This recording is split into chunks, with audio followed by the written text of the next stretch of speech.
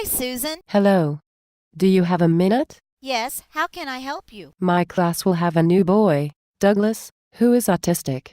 Since you have a student with autism, could you share information with me? Sure, I would love to. Do you have time to discuss it now? Yes, I do. What questions do you have about autism? What actually is autism? Autism is a developmental disorder that hinders the ability to translate information in the brain to speakable language, which makes it difficult to communicate with others.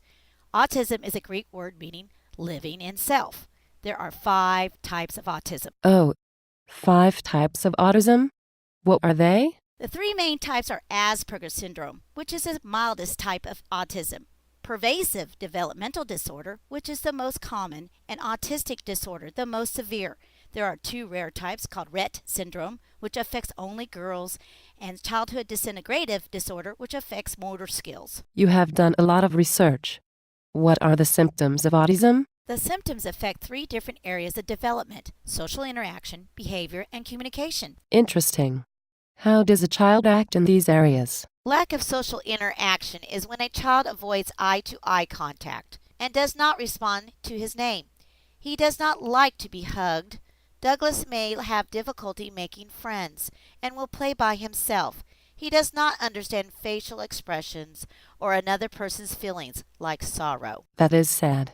What are the communication deficits? A child may have delayed speech and cannot start or continue a conversation, and may repeat a phrase over and over. They do not understand someone's perspective, like humor or sarcasm.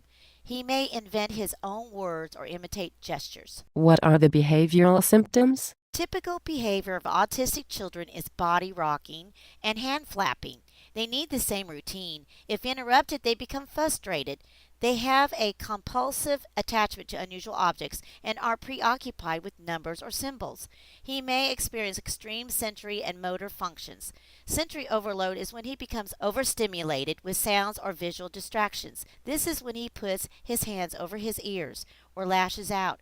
He has low sensitivity to pain and is over or underactive. Oh my. How do I adapt my teaching to Douglas's needs? First, you need to know and understand Douglas's cognitive strengths and weaknesses. I see I have a lot to learn. Douglas may have difficulty planning, shifting his attention, and recalling information, but he could have strong visual skills. Good information to know about autism. You also need to prepare the classroom.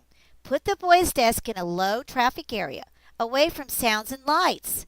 Have an area where he can go to escape from sensory overload. What is sensory overload? It sounds serious. If Douglas demonstrates sensory overload, he may put his hands over his ears or rock his body or pinch himself. That sounds awful. What kind of strategies can I use to help the boy? You can give him something crunchy or chewy, like carrots or gum, to help him calm down. Okay, I can keep these items on hand. Another way to calm him is have him walk around or do push-ups against a wall or floor. Oh, because pressure calms him, right? Right.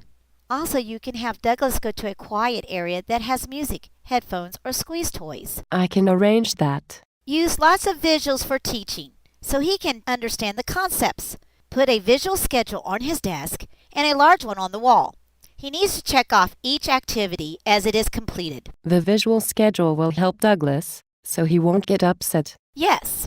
Another teaching tool that will help him communicate to you better is PECS, which is an acronym for Picture Exchange Communication System. How does it work? He will have a folder full of symbols or pictures inside, and by using Velcro, he will place the pictures on the front of the folder to ask and answer questions to help him communicate with you. Then you have to honor his request immediately, so not to upset him. Great. I like that idea of PECS. You should also give the boy frequent breaks with silly putty or squeeze balls. This will help control sensory overload. There are lots of things to think about. Oh, and give him lots of praise. When you talk to him, smile, keep eye contact, and use rhythm in your voice. No sharp commands. Okay, I will remember that. Give advance notice for sounds, like school bells and fire drills. Thanks for all the information. May I stay and observe class? Yes, you are welcome to stay.